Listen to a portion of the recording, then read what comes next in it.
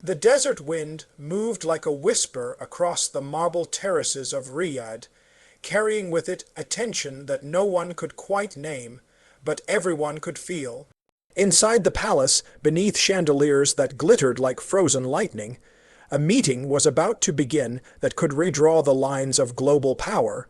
Miles away in Washington, the screens flickered late into the night. Analysts leaned forward, coffee growing cold in their hands. Something was shifting, something bigger than trade deals or routine diplomacy. This felt different. This felt like the beginning of a question no one had dared to ask out loud. What if NATO was no longer the center of the world? At the center of it all stood Donald Trump, a man who had never been comfortable following established maps. His critics called him reckless. His supporters called him bold. But even those who opposed him couldn't deny one thing. He saw alliances not as traditions, but as transactions. And now, in this unfolding chapter, he was looking toward the Gulf not just as a partner, but as a potential cornerstone of a new global order. Trump's fascination with the Gulf wasn't new. Years earlier, he had stood in similar halls arms wide, speaking of beautiful partnerships and tremendous opportunities. But behind the language of deals and investments was something deeper, a belief that America's old alliances, particularly NATO, had become burdensome, outdated, and unfairly tilted. In his private conversations, as insiders would later reveal, Trump often circled back to a single frustration.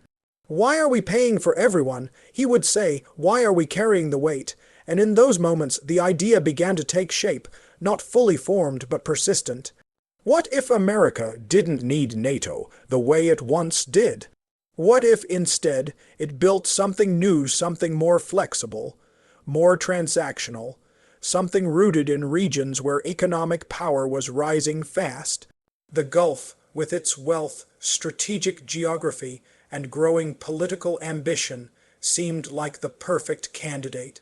But this wasn't just a story about one man's vision. It was also about the people behind the scenes, those who would have to turn that vision into reality or stop it before it went too far. One of them was Daniel Reeves, a seasoned American diplomat who had spent 2 decades navigating the fragile threads of international alliances. Reeves wasn't the kind of man who sought attention. He preferred quiet rooms, careful words, and agreements that held together under pressure. But this was different. When Reeves first heard whispers of a Gulf alliance strategy, he dismissed it as political noise. Ideas came and went in Washington all the time, but then came the briefings, the memos, the meetings that stretched late into the night. This isn't just talk. His colleague warned him one evening, sliding a folder across the table. "They're serious." Reeves opened the file, scanning the pages. Defense cooperation frameworks.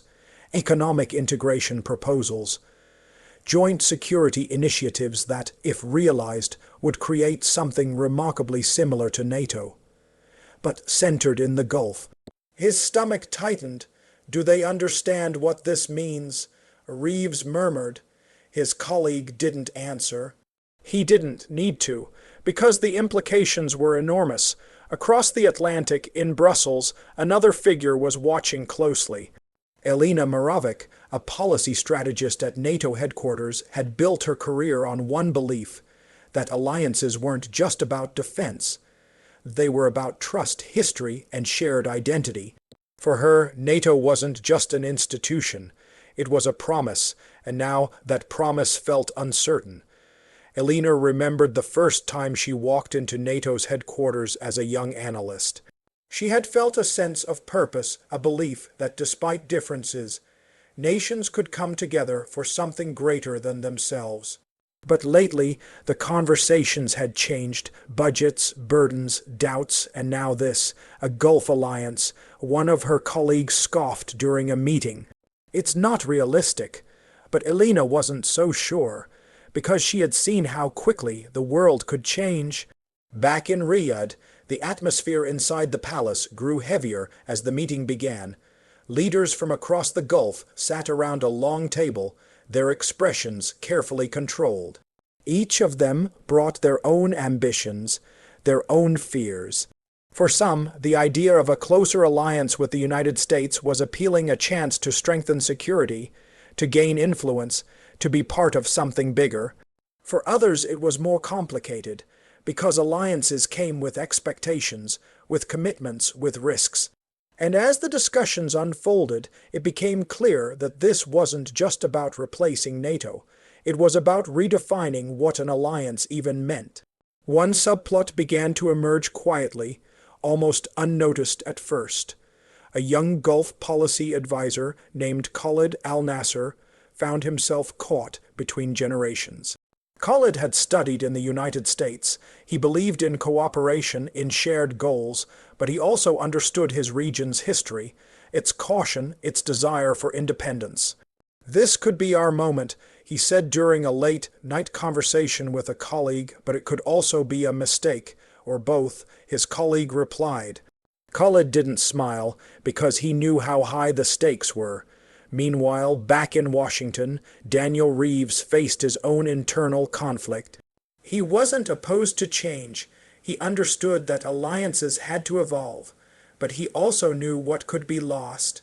One evening, sitting alone in his office, he replayed a conversation he had years ago with a European counterpart.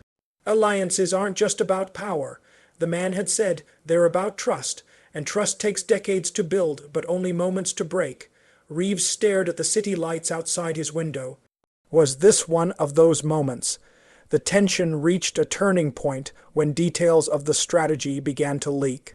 Headlines exploded across the world, analysts debated endlessly, supporters argued that it was a bold, necessary shift, a way to adapt to a changing world. Critics warned that it could fracture long-standing partnerships, weaken collective security, and create new uncertainties. And in the middle of it all, ordinary people watched, trying to understand what it meant for their future. In Brussels, Elena found herself in a heated discussion. "You're overreacting," one official insisted. "NATO isn't going anywhere." "Maybe not today," Elena replied. "But what about tomorrow?" Her voice was steady, but her eyes betrayed something deeper. A fear that the foundation she had built her life upon was beginning to crack. Back in Riyadh, the negotiations grew more intense. There were moments of agreement, moments of tension, moments when it seemed like everything might fall apart. Khalid found himself standing on a balcony one night, looking out over the city. The lights stretched endlessly, a reminder of both progress and uncertainty. "What are we building?" he whispered to himself. "A partnership, a power shift, or something no one fully understood yet?" The climax came during a final round of talks, closed doors. No cameras, no statements, just decisions. Voices rose, arguments sharpened, and at one point silence filled the room. A heavy, suffocating silence where the weight of history seemed to press down on everyone present. Because this wasn't just about strategy. It was about identity, about trust, about the future, and then, slowly, something shifted. Not a dramatic breakthrough, not a clear victory, but an understanding that the world was changing, and no single alliance, no matter how powerful, could remain unchanged. In the end, what emerged wasn't a replacement for NATO, nor a complete transformation. It was something more complex.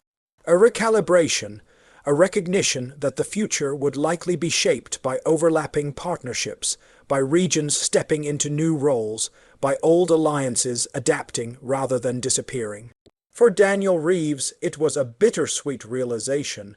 For Elena Marovic, it was a call to protect what mattered most while embracing necessary change.